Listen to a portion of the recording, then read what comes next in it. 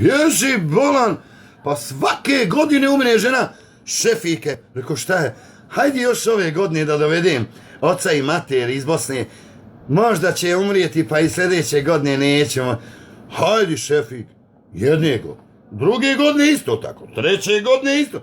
Svake godine ona meni, možda i nećeš, 20 godina umiru, nikako da umru. A ona stalno meni, hajde još ove godine. Pa 20 godina po 5.000, Šefik potroši za karte i troškove, to je 100.000.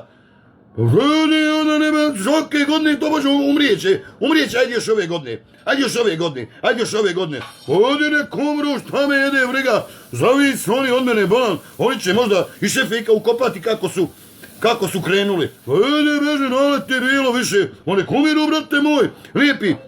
I ja ću umrijeti. Kad je trebalo moji materi, mog oca da dovedem iz Bosne, Šefike, oni su zdravi, hvala dragom Allahu, oni će živjeti još 100 godina. A ja budala, svake godine njenu materi, njenog oca, hajde dovedi još ove godine, možda će umrijeti. Hajde, da i vidi. Ode tamo, nek umiru, ma više Šefik. Ne dovodi ni ja više Šefik. Ja bi ovo pustiti kraj.